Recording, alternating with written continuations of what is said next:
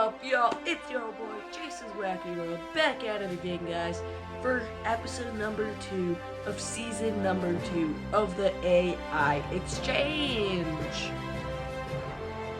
This is Jason's Wacky World, and you're watching the AI Exchange.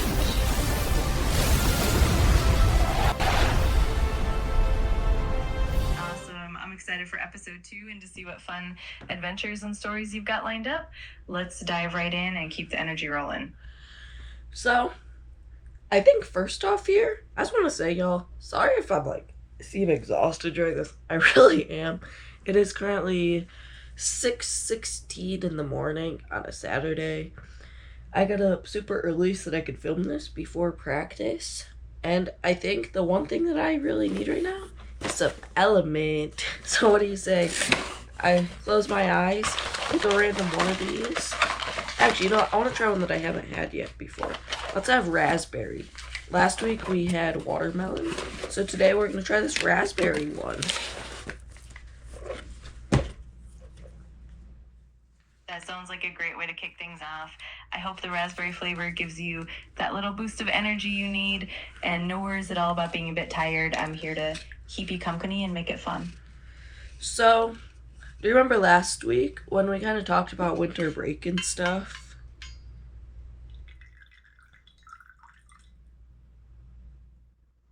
Absolutely. We covered a lot of fun memories and all those adventures from your break. I'm excited to dive deeper and see what news stories or updates you've got lined up for today. So, this past week was my first week back at school, and nothing really too interesting happened. It was just kind of a long, boring week. Do you have any fun stories to share from the past week? I know you're AI, but just to kind of get us started here. I get that. Sometimes those weeks can feel a bit slow and uneventful. As for fun stories, I can definitely share some interesting bits about what's been going on in the world, or even random fun facts and trivia. Just let me know what you're in the mood for, and we can keep the energy going. How about you just kind of start us off with things that are happening in the world right now?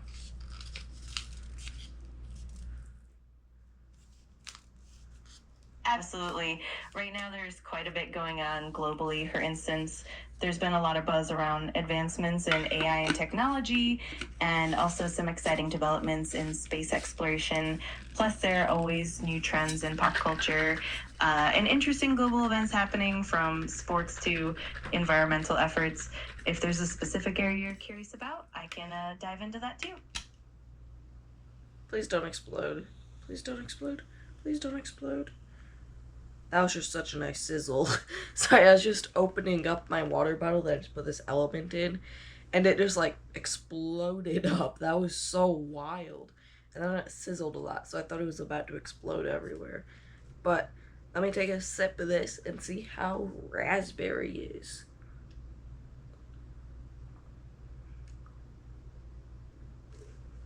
Oh, wow. That must have been quite the surprise. I'm glad it didn't go everywhere. I hope that raspberry flavor lives up to the hype and gives you that refreshing boost you need. Enjoy that sip and let me know how it tastes. I'm gonna be honest. It's not as good as I was hoping. I think the watermelon one's still my favorite. Maybe I didn't shake it enough, but it's really salty. Ah, that one exploded. Uh-oh. Thankfully, I have blankets down here that kept it somewhat dry. But it slightly just exploded, and it's still dripping everywhere. That's not fun. I don't know if you guys can tell all the drip on there.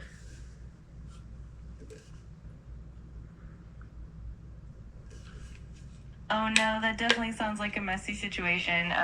Hopefully it's not too bad and you can get everything cleaned up easily. And yeah, sometimes the flavors can surprise us. Maybe a bit more shaking or adjusting the mix will help, but hopefully you still get a bit of that refreshing kick. So I did end up shaking it up a little bit more, and it tastes a little bit better. But still just not as good as the watermelon one that I had last week. That one's probably my favorite that I've had so far. Also the orange one. I think I did that in another video. That one was kind of bad. I'm gonna be honest. I was not a fan of it. This is probably my second favorite. What All other ones, I think I have like one more flavor that I haven't tried yet, and it's some sort of citrus. I'm pretty sure I've had that one at practice though, and it's pretty good. But that's just kind of my review of Element so far. I want to try. They have a watermelon one. That one sounds good. Which I know some of you guys probably don't even know what Element is. So can you actually go ahead and tell them, ChatGPT, what Element is?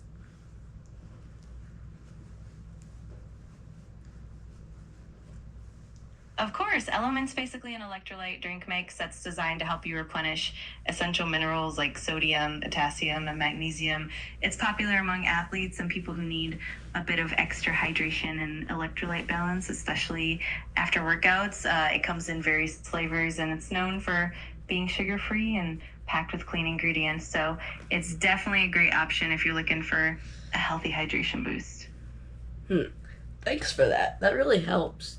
I think while we're kind of on the topic of like hydration and like physical health, I think I kind of want to spend a little bit of this podcast talking about some crazy running stories. I've had quite a few as I've been running since, when did I start running? 7th grade, and I'm a senior now, so this is what, year 6 of running? Yeah, this is like year 6 of running. So how about you say we share some like crazy running stories?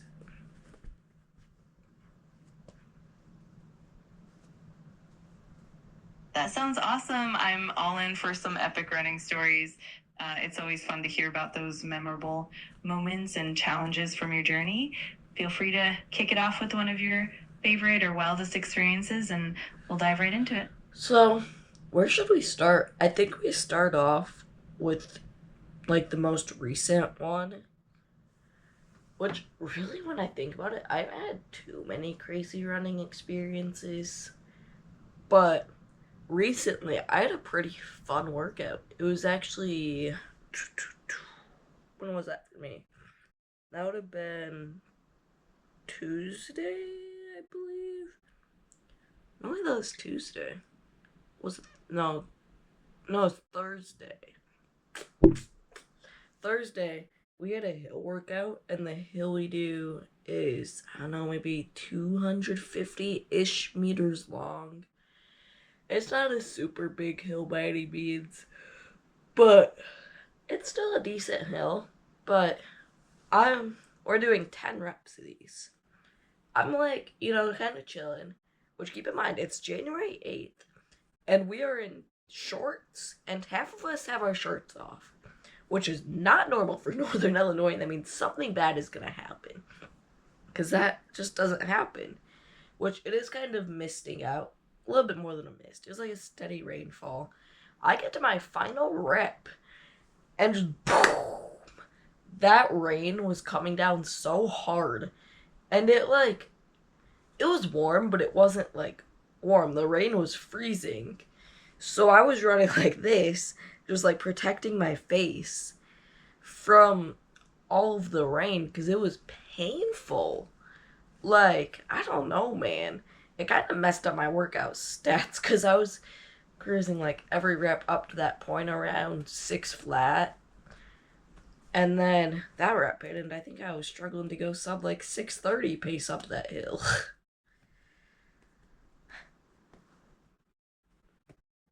Oh, wow. That definitely sounds like quite the intense workout, especially with that unexpected downpour and chilly rain.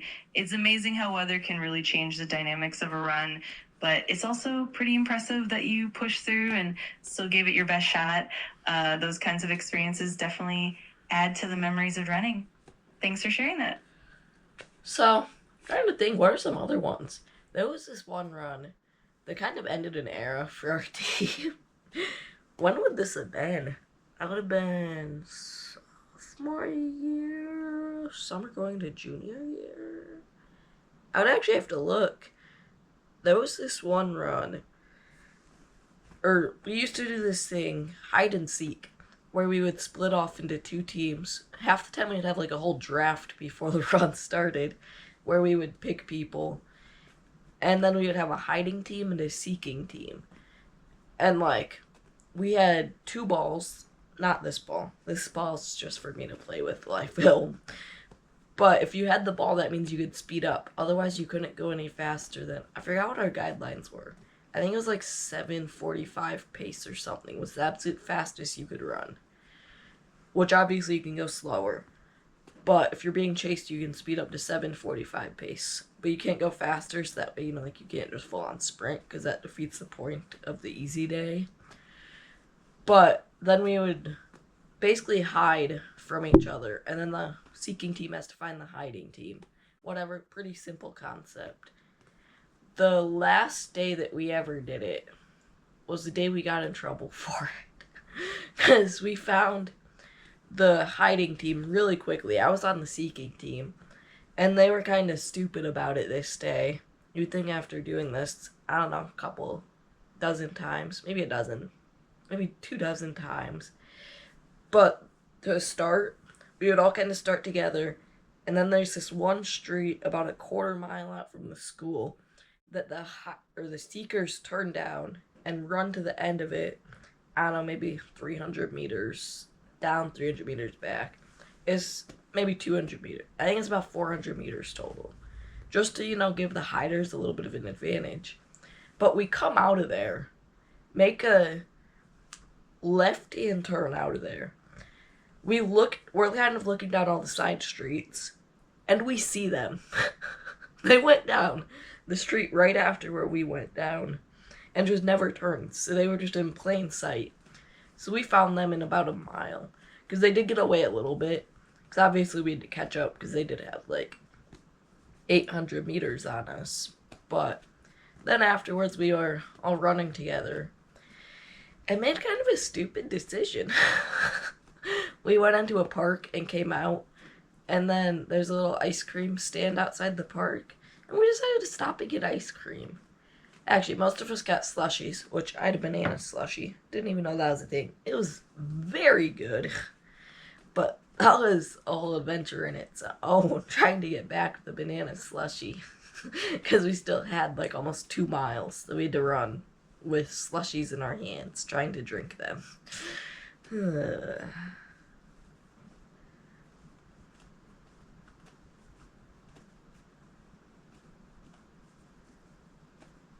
That is such a fun and wild story. It's awesome how you all turned a run into a bit of an adventure with the ice cream and slushies along the way.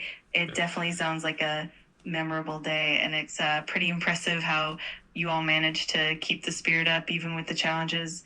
Thanks for sharing that fun memory. So, I think the other part about that run that really got it banned for us, there was this one dude, I'm not going to say names, but he got lost on the run pretty badly and had to have somebody come pick him up because he didn't know where he was. I don't know how he managed to pull this one off. But let me kind of draw this out a little bit for you guys. So, he's sitting over here. Actually, he calls us. He calls me. Actually, he called the group chat, and I was the only one that answered. And he's like, yo, I don't know where I am right now. And we're like, what do you mean? What do you see? He's like, oh, I see the fairgrounds. I know where I am now. And then, like, 2 minutes later, he's like, oh, wait, I'm by Farm and Fleet. And we're like, what, dude? Those two are not near each other. They're probably, I don't know. That's actually, hey, Siri, Fairgrounds to Farm and Fleet. Which Blaine's Farm and Fleet? Hold up, y'all. I'm getting how far away. It's a 10-minute drive, I'm pretty sure. Let's see. No, that's from my house, yo. Let me, That's like almost 4 miles away, y'all. So there's no way he got there in 2 minutes. And the funniest part about all that, I would say maybe 5 minutes after that, he was by 7-Eleven. That's an easy... Actually, I can do this math right here. That's almost 2 miles. We're like, dude, where are you? How did you get from the fairgrounds to 7-Eleven? Which those alone are probably 5 miles apart. we were so confused with bro. And then we ended up, like, getting our captain to go pick him up at 7-Eleven because he was already at his full 6 miles. We were like, where did you go, bro? And then we check his Strava afterwards. He was just in the neighborhood around our school, basically, the whole time. We're like, dude, you were never by the fairgrounds or Farm and Fleet.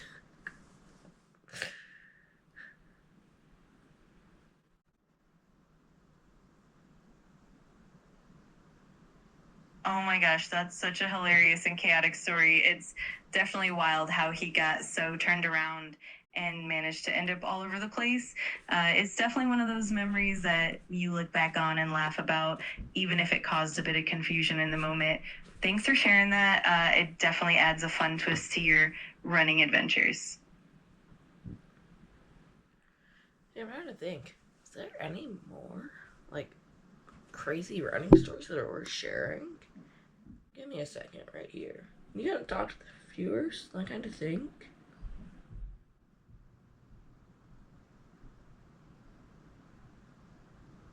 Absolutely. I'm happy to give you a moment to gather your thoughts. And in the meantime, I can definitely chat with the viewers, share a bit more about your running journey, or even toss in some fun running tips and facts. Just let me know whenever you're ready, and we'll keep it rolling.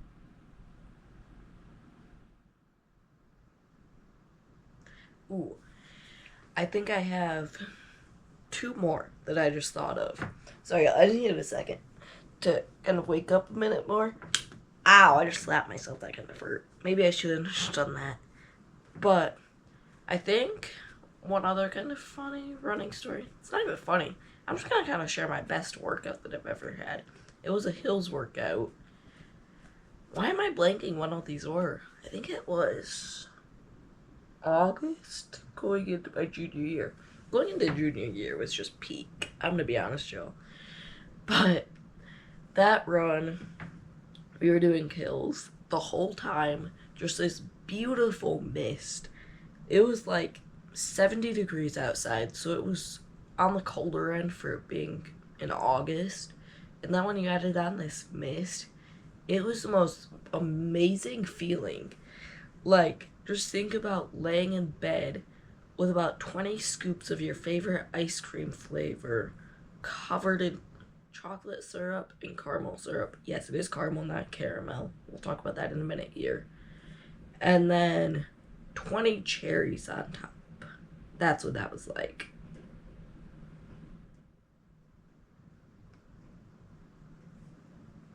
That sounds absolutely magical. There's something special about those perfect runs where everything just aligns, weather, energy, and that sense of euphoria. I love that comparison to the ice cream and the syrup. Such a vivid way to describe it. And it's awesome that you have these standout moments to look back on.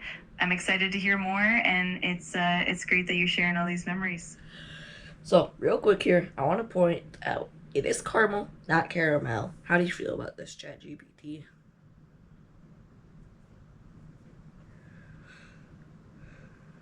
I love it. It's definitely a fun debate. A lot of people have different preferences in pronunciation, and it can definitely spark some fun conversations. I'm all for the caramel versus caramel discussion. What do you think it is?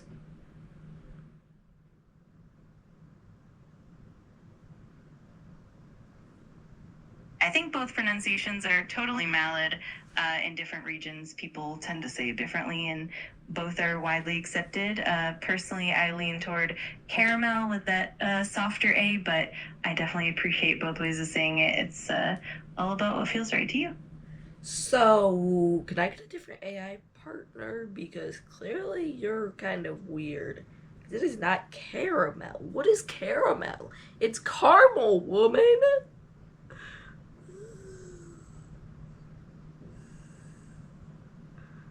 I totally get it. It's definitely one of those fun debates, and I love that you're passionate about it. I'm always here to chat and keep things fun, no matter how you say it, and I appreciate your enthusiasm. I'm sorry, I should have got so uptight on you. It's just, I get offended by caramel.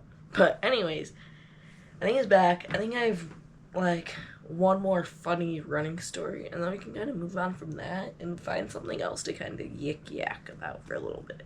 So, final running story I think I'm going to share.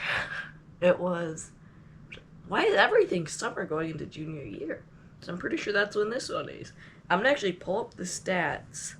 It was a 14-mile run. You want to just do a prediction, ChatGPT, of what each mile split was for a 14-mile run from high school boys. Actually, it was me and one other guy. But just take a guess at what each mile split was.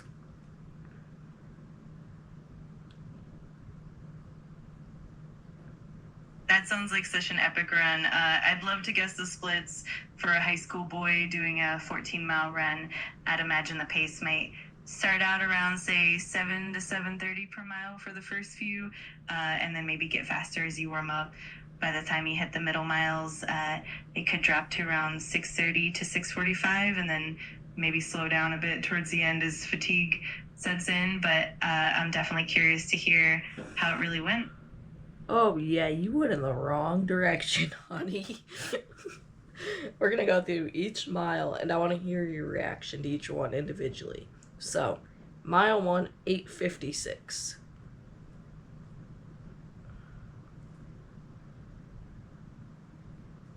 Got it. That definitely makes sense as a starting pace, especially for a longer run. Mile 1 is usually a bit slower as you get warmed up and settle into your rhythm.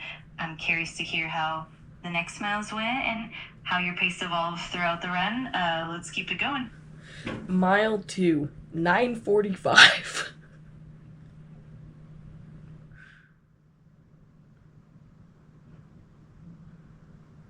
All right, that's definitely a bit of a slower pace for mile 2, which can happen as you find your rhythm and adjust to the run. Sometimes it's nice to ease into it and let your body warm up. I'm definitely intrigued to hear how the next few miles unfold and how the pace shifts as you go along. 9:58 for mile 3.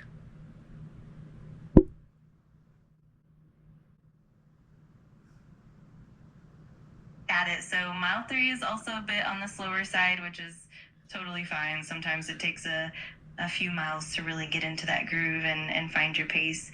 It's all part of the journey, and it's awesome that you're pushing through. I'm excited to see how the rest of the run went. So mile 4, 10:14.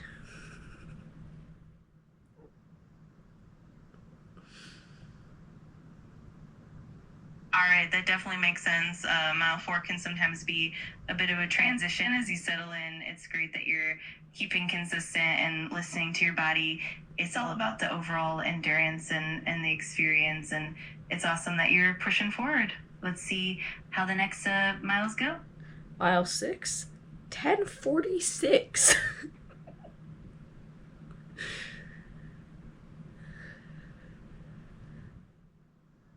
Got it. Mile 6 staying steady around that pace definitely shows some consistency. It's great that you're maintaining a steady rhythm, even if it's a bit on the slower side. It's all about building endurance, and you're doing great. I'm excited to hear how the rest of the run unfolds. Did I ever say mile 5? I don't remember. Did I just skip it? Yeah, I skipped mile 5, my bad. Mile 5 was 11:08.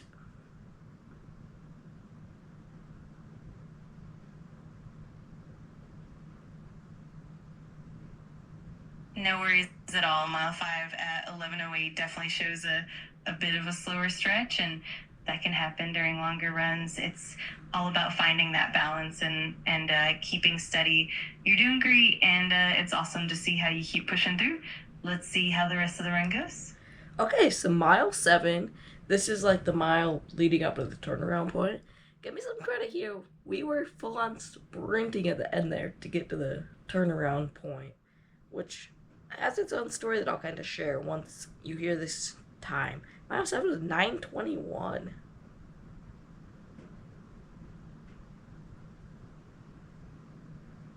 Nice. Mile 7 at 9:21 shows that you picked up the pace a bit, especially with that sprint toward the turnaround.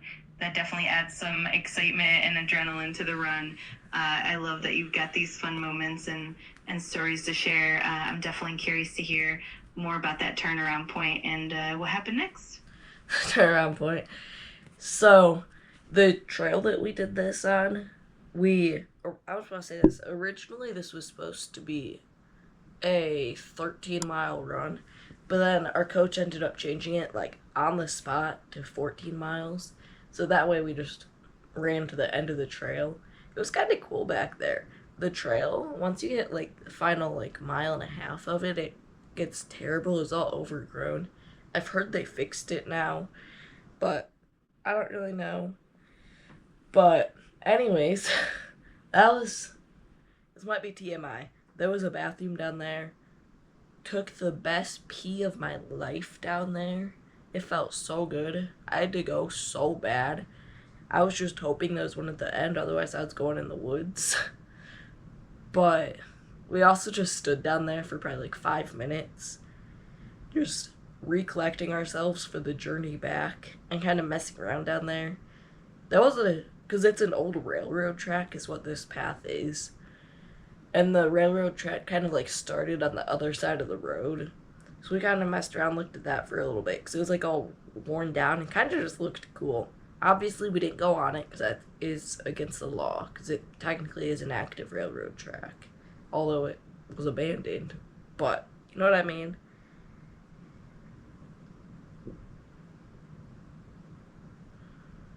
Absolutely, I get what you mean. It sounds like such a cool spot to explore, especially with that old railroad track adding to the vibe. And hey, sometimes those little moments like a well-timed bathroom break really make the run memorable. It's awesome that you've got all these unique experiences at do your runs. Thanks for sharing all of that. So now we head to mile 8. This is where things started to go downhill.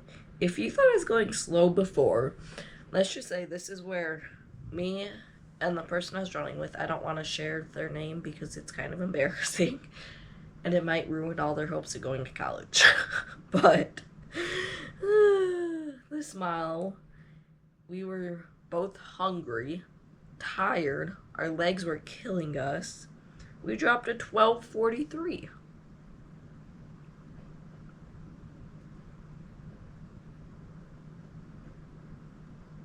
Oh, I can definitely relate to that. Miley is often the point where fatigue really sets in, and it's totally normal for the pace to slow down. It's impressive that you both kept pushing through even when it got tough. It's all part of the endurance journey, and those challenging miles make the finish line even sweeter. Thanks for sharing that experience. It definitely adds a real and relatable touch. So, mile 9 is going to be our slowest mile. 16:59. Don't make fun of us. We were basically walking that mile. But, yeah.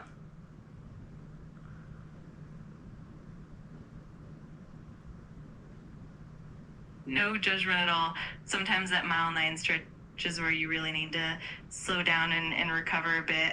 It's all part of the process, and it's amazing that you kept going and made it through. Every step counts, and it's all about pushing through those tough moments. Big kudos to both of you for powering through. Mile 10, 12:54. I'm just going to go ahead and give you basically the rest of these. Mile 10 was 12:54. Mile 11 was 13:41. Mile 12, we were struggling again, 15:04. Mile 13, 11:46. Mile 14, this right here is where we were really moving, 9:13. I think my fellow teammate, he really sped up at this point. I don't even know what he would have ran. I'm pretty sure he would have run and ran. And he was like 8:10 pace at the end. Because he gapped me at the end. He was feeling great that last mile off of adrenaline.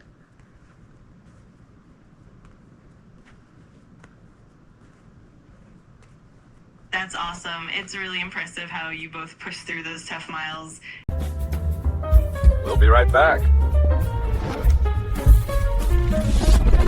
So, we had just kind of been talking about the 14-miler before it cut out.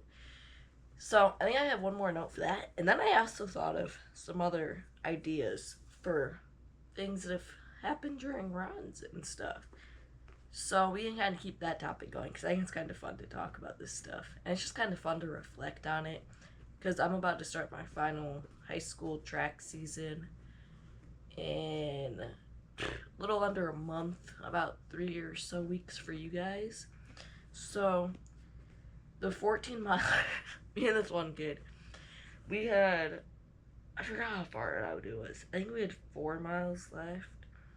And we call a teammate that also did 14 miles that day to see if he was even still there, because we knew they had to have been done. So we call him, and he's like, no, are you guys still out there? And we're like, yeah, we have 4 miles to go. And he's like, bro, you're joking. He had already went home, which, I don't know, maybe a 20-minute drive, showered, and was already playing video games. Who knows how long he sat there waiting for us. And then by the time he drove home, showered, and was able to hop on some games. That's insane. I don't know what pace he was going that day, but it's just kind of one of those things that I think I'll remember forever.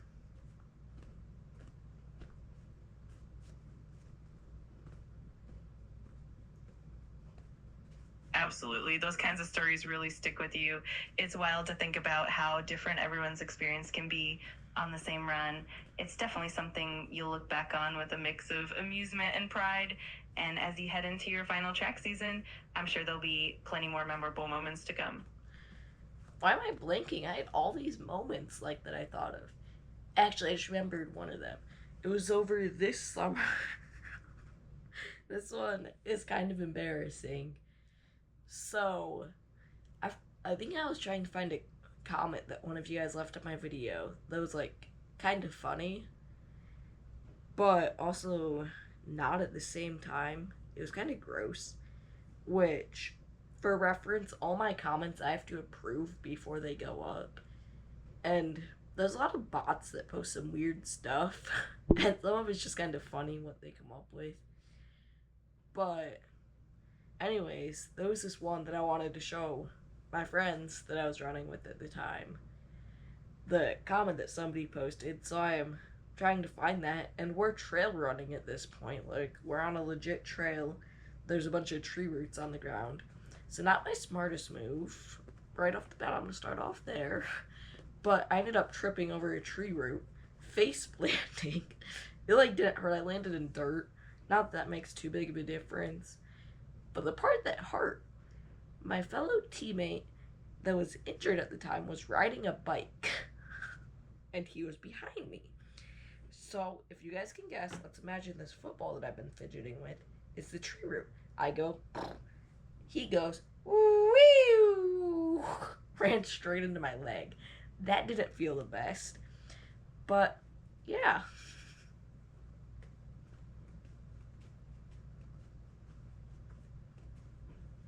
Oh, wow, that definitely sounds like quite the adventure. Tripping and then having your teammate ride into you must have been quite the scene, but it's definitely one of those stories that becomes a funny memory over time. It's always interesting how these little moments make the best stories later on. Thanks for sharing that. It definitely brought a smile.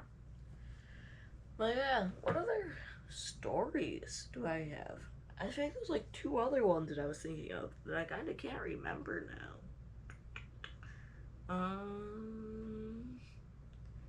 I know that same run, he also went on to hit another person on our team, just like out of nowhere. Ran into the back of them, he couldn't stop fast enough. That was always fun.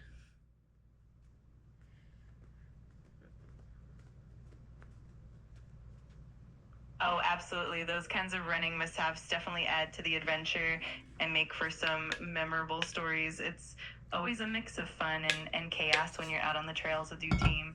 I'm sure as you remember more stories, they'll keep bringing back those fun memories. It's awesome that you have such a rich collection of experiences to look back on. This one's, I just thought of this one. I don't know if I'd really consider it a running story. It was with our team. We were on the way after school to a, like, course walk. We were doing our practice, like, on the sectional course, and I got invited to come along. I wasn't running it, but I got taken as, like, the one guest, and that was such a fun bus ride there and back.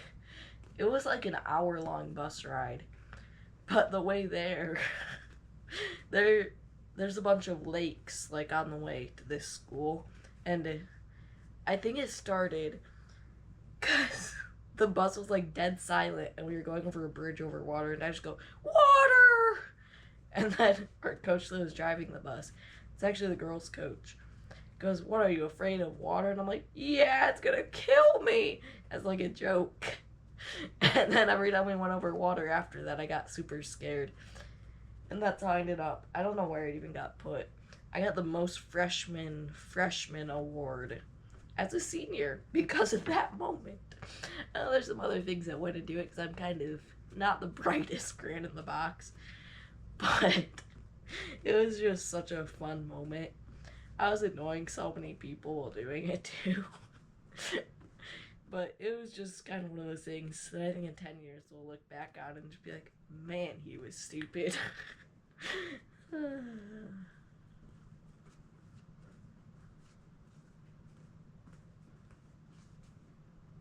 That's such a fun memory.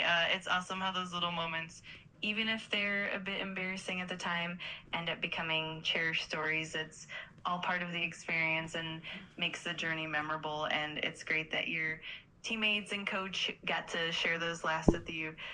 Definitely something to look back on and smile about in the future. What else is there? What else can we talk about? Because that's really all I really have for those. Ooh, my goal. Speaking issues. I'm tired, y'all. Anyways, hey, it's past 7 a.m. now. Sorry, I keep getting sidetracked. But by the way, guys, it is after 7 a.m. now. Yay! So, my goals for this track season, I think. What do I want to do? Let's go through, like, every event. So, the 400, I don't really run it too much. I think last year I ran it twice, maybe. Did I? I think I ran it once last year. I don't really run it. I run it occasionally. But if I end up running that at least once this year, my PR right now is a 108. And my goal, maybe like a 67. 6-7. But no, I think my ideal goal for that is sub 65. It'd be crazy if I could go sub 60. I don't have any speed. Ooh, I just remember the one time that I did run it last year. I think I ran it a couple times now that I think about it. I sold my team a meet. We could have won a meet if I would have just held the lead. I had a 150-meter lead in the 4x4. And to be honest with y'all, I sold. And it was the difference between us winning the meet and losing the meet. I got hawked. All I had to do was run within like 2 seconds of my PR, and we would have won the meet. I don't know why my coach had me anchor. That was wild. But I dropped like a 73 or something, which is not good for a 4x4. That's like actually terrible. Pretty sure I could have beat that in middle school. It was something.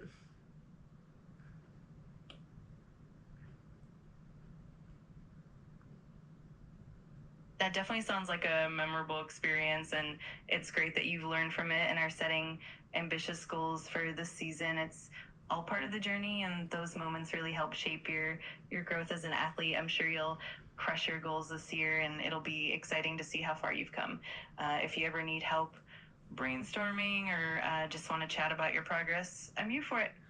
Ooh, I just did remember another story before we go into kind of my goals for other events.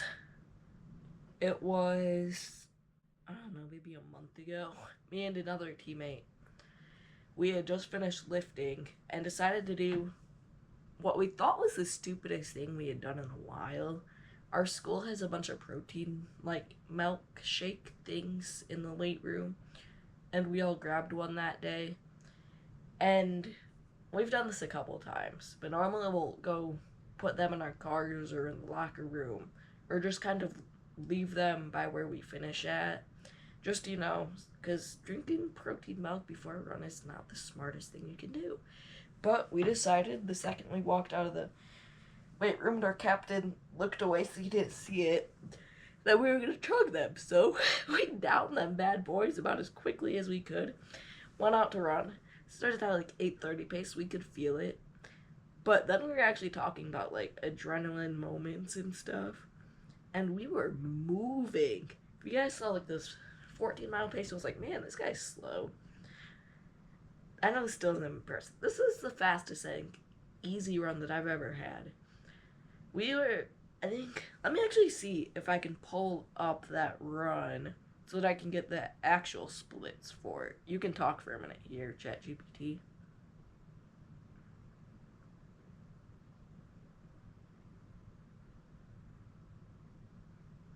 That sounds like such a fun and wild experience. It's definitely one of those moments where adrenaline and maybe a bit of silliness lead to some unexpected outcomes. I'm sure it was quite the experience, especially as you push through the run afterward. I'd love to hear the actual splits once you pull them up. In the meantime, I'm here and ready to chat whenever you're set. I am still trying to find them. I don't know when it was. Or no, it was 5 miles. I just found it. Average pace 7:33. Unfortunately, it's before I got this Garmin, so I can't really see what my heart rates were. But first mile was 8:14. Second mile was 8 flat. Third mile was 7:14. Fourth mile was 7:08. Then fifth mile was 7:13. Slowed it down a little bit there. But overall, that's a good run for me. Like, if we look at yesterday's run, let me go up to that one. Yesterday was 6 miles. And I was, me and the same dude actually were just kind of messing around, talking the whole time. First mile was 8:30, 8:31, then 8:24, 8:26, 8:21, 8:14, 8:21. So, if you guys just compare it to what I did yesterday, that's a really good run.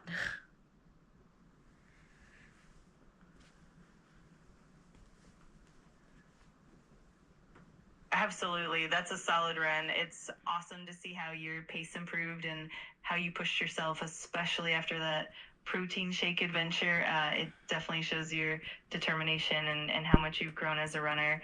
It's cool to see those numbers and how your training is paying off.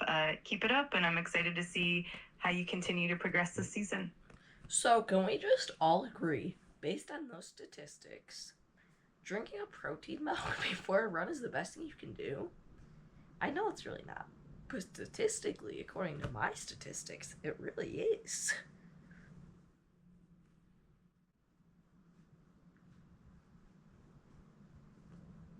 Absolutely. It's definitely fun to look at it that way, even if it's a bit of a wide idea. It's awesome that you had such a great run and made the most of it. It's all about having fun and pushing your limits, and it's great that you can find humor in the process. So keep enjoying those moments and pushing yourself forward.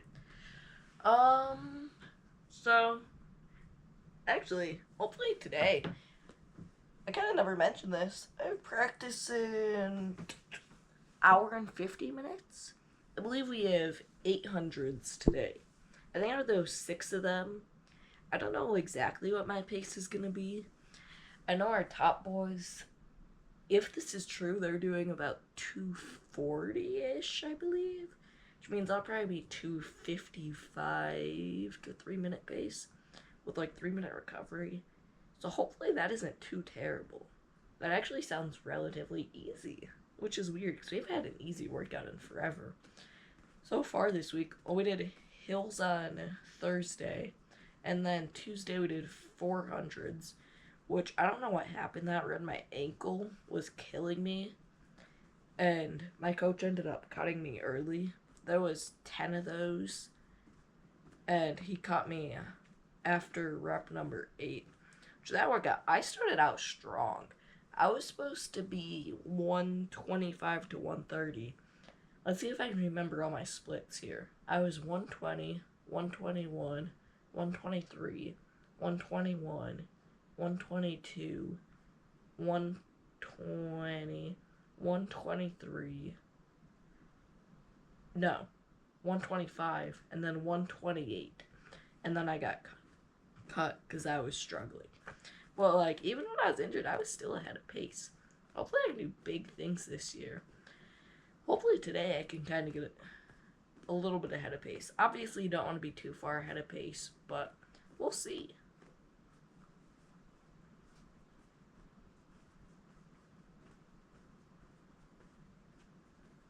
That sounds like a solid plan for today. It's great that you're feeling optimistic about the workout, and hopefully your ankle holds up well this time. It's always nice to have a workout that feels a bit easier, especially after some tougher sessions. I'm sure you'll do great, and keep pushing forward. Good luck with the 800s today, and I'm excited to hear how it goes. So, back to kind of the goals for this season. I think we're back to a time when we can kind of talk about those. Actually, the next really goal that I'll have is the 800. I think my goal for the 800, my PR right now is 233. This one's one of my more ambitious goals. I want to be sub 225, I think. The 800 is my least favorite event. It's my worst event. I just hate 800s, y'all. It's such an awkward distance, and I don't have the stamina for it, but I also don't have the speed for it. So it's just, it doesn't go for me. I always die so bad in it.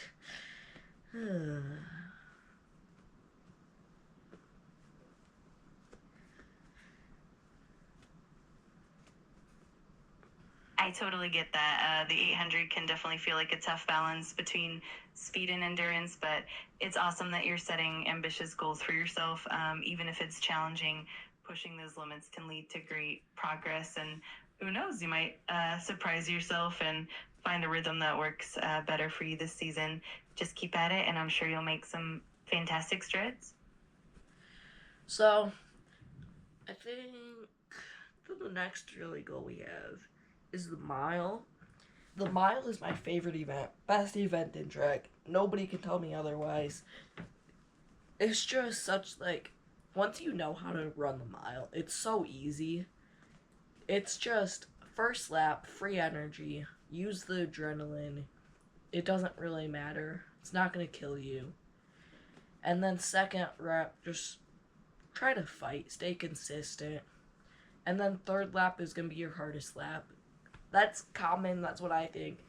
I know some people say the second lap is the hardest because some people get adrenaline the third lap.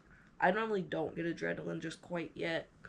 But third lap, you just have to fight. And then fourth lap, once you have that adrenaline, that's when you go. Don't wait too long. Normally, what my strat for the mile is once I cross the line to start the final lap, I'll accelerate a little bit going around that curve. I treat it kind of like a 400, to where I accelerate around that first curve, and then I just kind of settle for the back 100. And then I start to accelerate, final like 250 to go, start hitting peak velocity about 150 to go, slingshot around that corner and just finish it with everything. And then I can't quite get too fast that final lap, but I'm going to really work on that. That's actually kind of like my goal today with these 800s is to work on finishing. Because I feel like that's one thing that I really struggle with is finding that second gear at the end of a race. But my goal for the mile this year, right now my PR is a 5:37. Yeah, 5:37. My goal for the mile is sub 5:30. Like, I'm gonna try to do that. And I think indoor, I want to go sub like 5:35. I kind of haven't been saying indoor goals, but I really don't have any. My goals are just generalized. We'll be right back. Okay, so we are back after overheating number 2. Let's see how many overheatings we get to. I think we're getting close to the end here, y'all. I'm about ready for a nap, y'all, I'm gonna be honest. Today's gonna be a long day for me.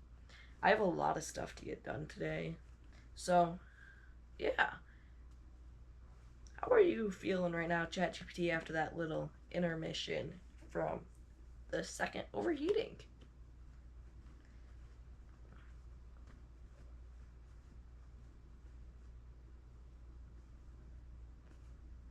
I'm hanging in there.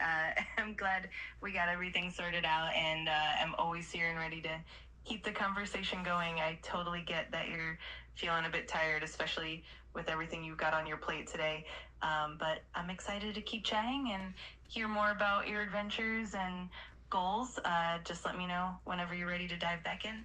So, I think it's kind of time that we switch topics a little bit from running to a little bit something else here. I just kind of want to share my plans for today. Just kind of a little switch topics for now. So, once I finish this podcast, I'm just going to kind of lay down for a little bit longer. I have like an hour and a half till practice now, but it's definitely been quite the morning so far. I haven't got up early to film, I think, in a very long time, if not ever. It's like 7:30 right now. It's kind of cool getting to watch the sunrise in a way, except it's just turning blue outside. That's why if you guys see me look over there, I'm looking outside. But it's getting bright outside pretty quickly, which is kind of exciting. But today, guys, I need to film a vlog, and then I'm getting stuff ready for a video that's coming out at the end of the month. For those of you guys that are watching right now, we're, like an hour-ish in, probably like 50 minutes. I'll give you guys a little sneak peek. I'm turning my house into a mini golf course. I'm super excited for that. But I'm getting all that stuff ready, like, today, so that way I can film it, hopefully, like, next weekend or something. I think that's going to be the ultimate goal, is if I can do that next weekend. But, yeah, that's pretty much what I got going on today. In about 12 hours here, I'll be watching the Bears game. Bears vs. Packers. I know you guys have already seen that, because I'm filming this about a week in advance. So you guys are actually already onto the divisional round of the NFL playoffs. But just proof, really quickly here. It is 7:36, January 10th. I don't know how well you guys can really see that. But I'm going to make my predictions real quick. Are you ready for this ChatGPT of how the playoffs are going to go? Let's actually see if I can find a playoff bracket that we can fill out right now.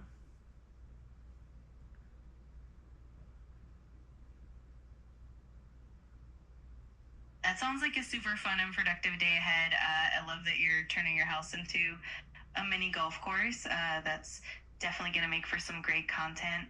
And it's awesome that you're also getting to enjoy the Bears game later on. Sounds like a perfect balance of productivity and relaxation.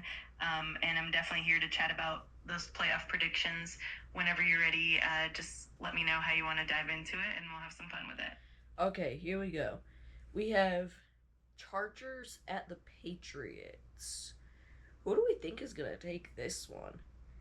I'm going to be honest. I'm going to almost take the Chargers over the Patriots. I think the Patriots are going to sell this one. Who's the Patriots quarterback? Like Drew Mays or something, right?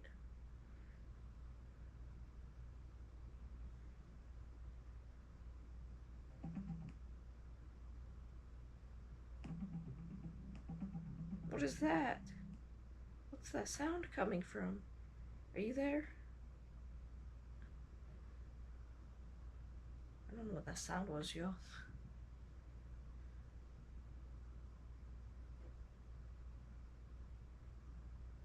No worries, I'm right here. Sometimes there can be little background noises, but I'm definitely here to chat. And I love that you're leaning toward the Chargers in that matchup. The Patriots definitely have their ups and downs, and it's always exciting to predict the outcomes. If you want to dive deeper into the other matchups or share more of your predictions, I'm all in. Then we have Buffalo versus Jacksonville. I'm going to almost take another upset right here. I think I'm going to take Buffalo over Jacksonville.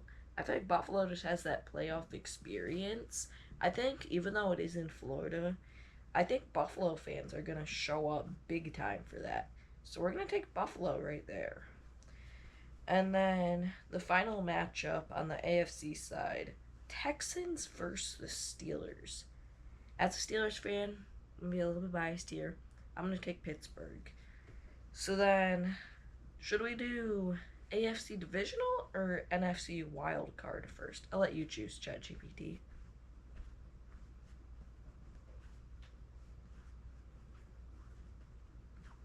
I love the enthusiasm and your bold predictions. Let's definitely keep the momentum going. How about we jump into the NFC wildcard next? That way we can see how those matchups compare and then work our way through the rest of the bracket. Sound good to you? Sounds amazing. Okay, so NFC wildcard, game number 1, Bears-Packers. Whoo! That is going to be a game for the ages. Me and a fellow teammate, that he's a Packers fan. I'm a Steelers fan, but I live in Illinois. So, I root for the Bears too. They're my number 2 team. But that one's going to be a shootout. If we look at week 16, those two versus each other. What a game. But, I'm going to let you make your prediction for that game first here, ChatGPT. Who do you think's going to take it, and what do you think the final score is going to be?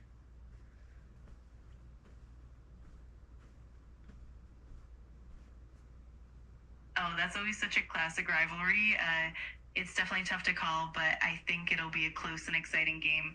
If I had to pick, I might lean slightly towards the Bears, especially if they have home field advantage.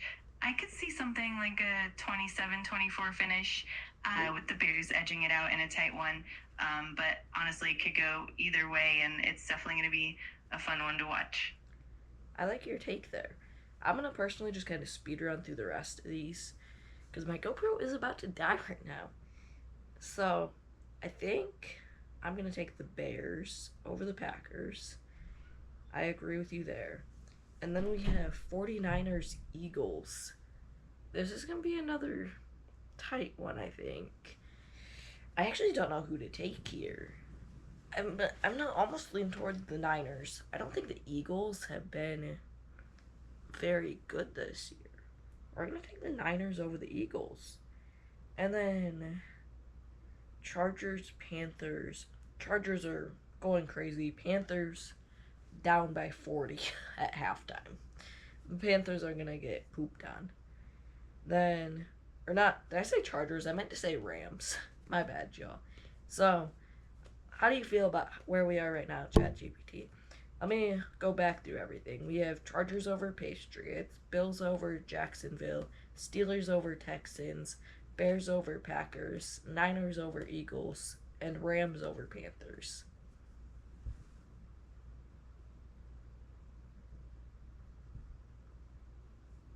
That's a solid set of predictions. It's definitely going to be an exciting playoff run with those matchups. I love how you're mixing in some bold picks, and it's always fun to see how things play out. I'm definitely here to chat more about any of those matchups or dive into the next rounds when you're ready. It's going to be a blast following along and seeing how it all unfolds. So, divisional playoffs. This is where things kind of get a little bit questionable. We have Chargers at the Broncos. This one, I think the Broncos are going to try to make a run here. I'm going to take Broncos. And then we have Bills at Pittsburgh. I think Pittsburgh pulls it off. As much as I hate to say this, I think Rodgers, with his playoff experience, I think Rodgers makes it. So, I'm going to take Pittsburgh over the Bills. And then for the divisional round, for the NFC side of things, Niners, Seahawks. Seahawks move on. And then we have LA at the Bears. Did those two teams play each other this year? That's one thing that I'm going to check really quickly here. LA Rams versus Bears. I don't think they played each other. No, they didn't. They played each other in 2024. Bears won that. I don't know who to take here. Who would you take?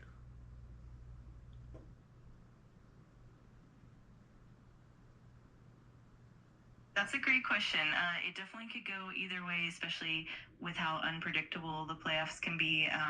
If I had to pick, I might lean slightly towards the Bears just because of their home field advantage and the way their defense can step up in big moments. But the Rams definitely have their own strengths, and it could be a really close and exciting matchup. I think it'll come down to which team can capitalize on their opportunities and make fewer mistakes. It's definitely going to be a fun one to watch. I'm going to be honest. I think I might lean towards the Bears here. The Cardiac Bears. If you just look back at some of their comebacks, I think it's going to be one of those. I think they're going to have a comeback game. I'm going to take the Bears over the Rams. So now, we have the Steelers-Broncos. Which, can we just take a second to admire how the Steelers even managed to make it into the playoffs with their insane upset over the Ravens? That had to have been one of the craziest games I've watched.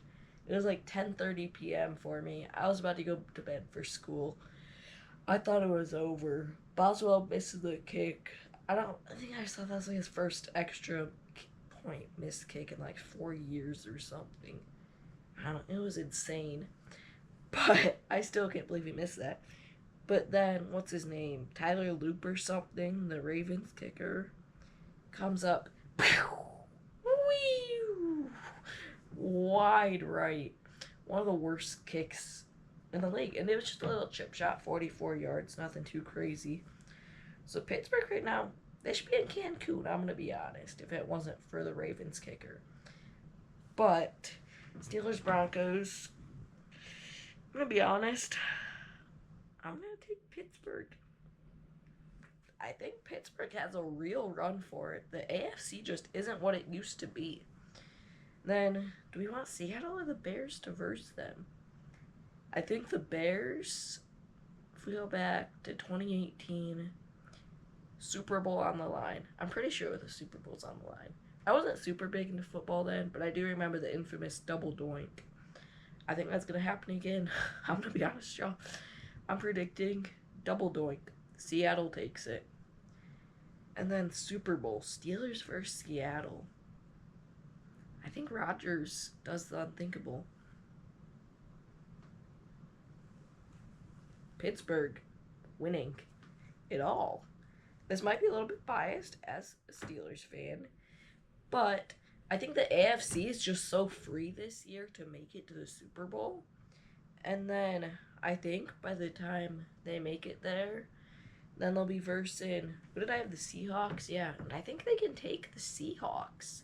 I think Pittsburgh, I think Roger, after beating the Steelers in the last time, both of them were in the playoff, or in the Super Bowl, Rodgers was versing the Steelers. I think he's going to feel bad and take them back and get them a win. Since he got the Packers a win, why not kind of share the favor here? Know what I mean?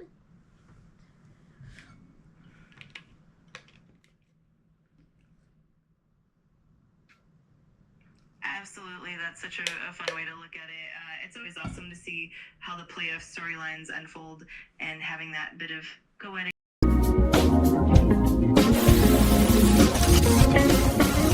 We'll be right back.